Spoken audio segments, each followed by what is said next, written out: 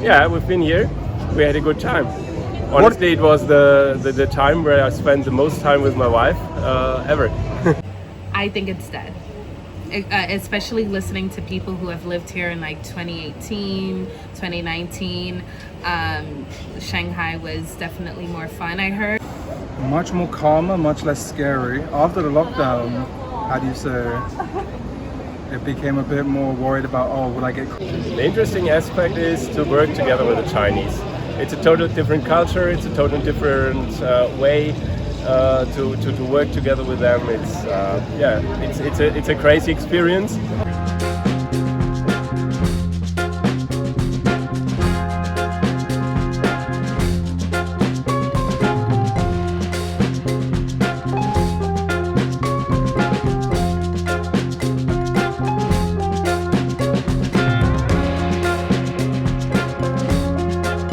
Welcome you to China. All right, thank you. All right. Welcome back again to KWESI's channel. Yes, the regular face of the channel.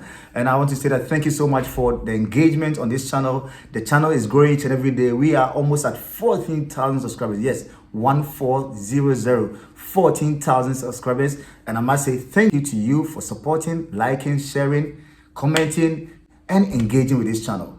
The previous video I posted last week has received a lot of engagement. Why Americans live in China. If you have not watched that video, click the link here to watch it. Right here. Is it here or there? Here.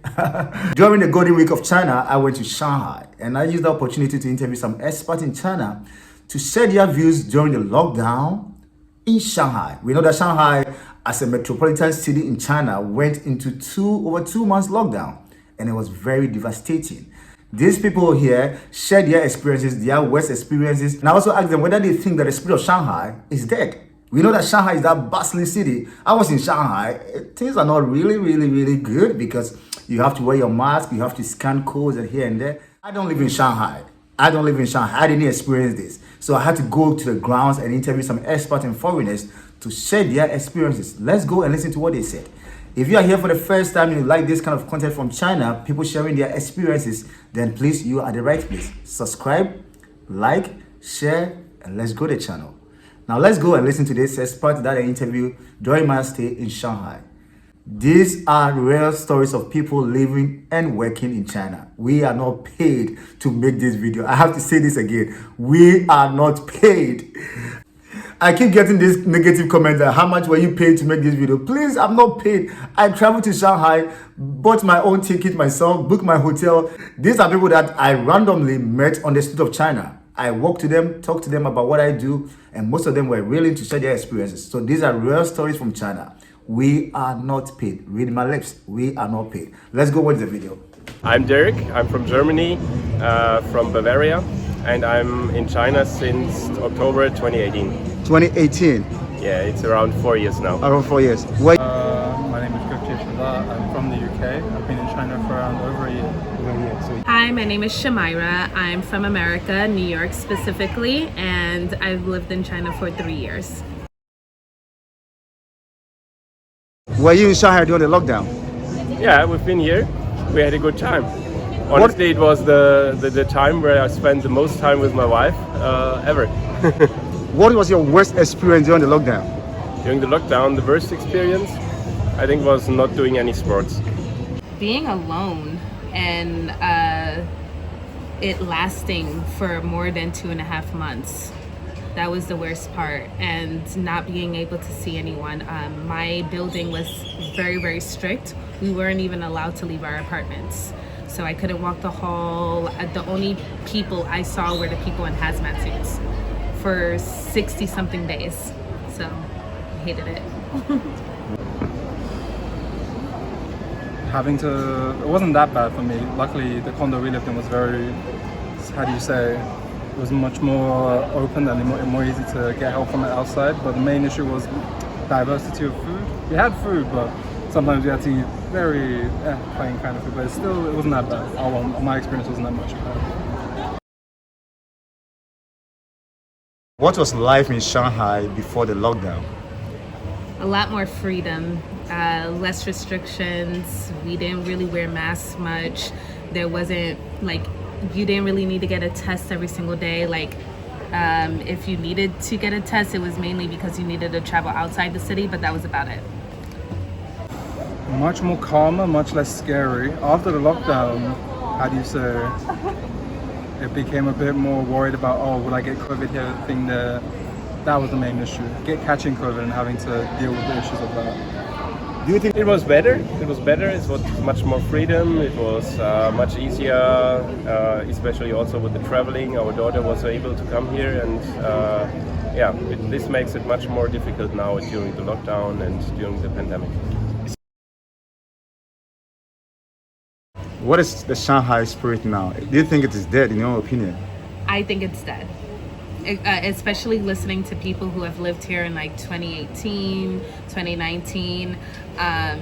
Shanghai was definitely more fun, I heard. And then when I moved here in 2021 or 2020, I forgot, it was a lot more fun. There were a lot more parties, less restrictions, less testing.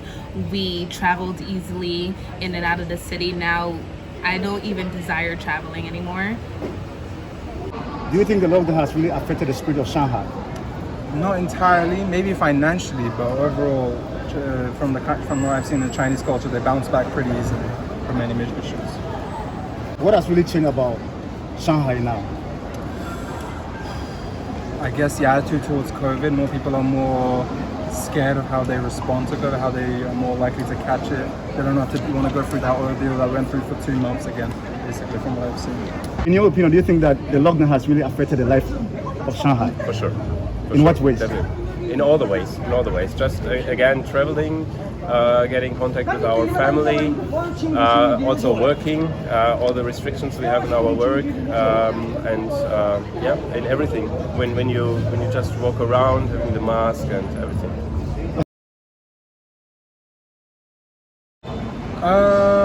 With enough financial support, yeah, definitely. To start a family here. Have kids here? No, we've been so happy that our kid is already 23 years old and that she's living in Europe, and we've been alone here, so we spend our time here for having a good time. So I would not do any kids here. If I met the right person and our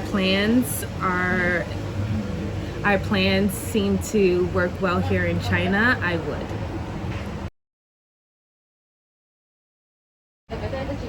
If you are given the opportunity to make a suggestion to make the life of foreigners easier and better, what would you suggest? Learn the language. Speak Chinese. It will make your life so much better. You'll meet more people. You'll just be able to move around the cities, in different cities easily. Here in China? In China. Traveling again. This would be one of the biggest things. Traveling out of China easy, not coming back without any quarantine. This would make it much more easier. If you are given the opportunity to make a suggestion to make the life of foreigners easier and better, what are you going to suggest? It's a heavy question.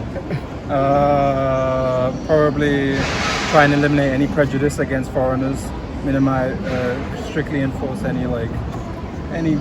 try and police it better so that there's like the issues in Korea where they don't allow foreigners into bars and pubs. If anything like that happens here, I haven't seen it yet, but if anything does happen, try and prosecute so it doesn't allow more foreign, cultural diversity in the area. Shanghai is very rich in that, so there's not really a major issue like that here so far. And also, just overall trying to eliminate the image people have, because it's not really, the thing they have is they don't really know what these people are, they're just going off what they think. And that's the main issue, basically, from what I see. What is the most interesting aspect of life as an expat in China? The interesting aspect is to work together with the Chinese. It's a totally different culture, it's a totally different way to work together with them. It's a crazy experience, and I can learn a lot of that. The most interesting thing about living in China is that people, especially locally, see my passport. That's it. Like, they treat me a certain way based on where I'm from, which I think is interesting. Before that, it was mostly about like my skin color or the fact that I'm a woman, but because I'm American, I get a lot of privileges, which I think is weird and interesting at the same time. What kind of privileges do you enjoy as an American in China? better job opportunities, higher salaries. When I lived in Fujian, there was less expats, and whenever I would say I was American, I got a lot of free stuff. Be basically coming into a whole new country. You go from one place to another. You live in one area, which you're basically in a shell for most of your life in another culture entirely, and then you come to another, you basically see a whole new world.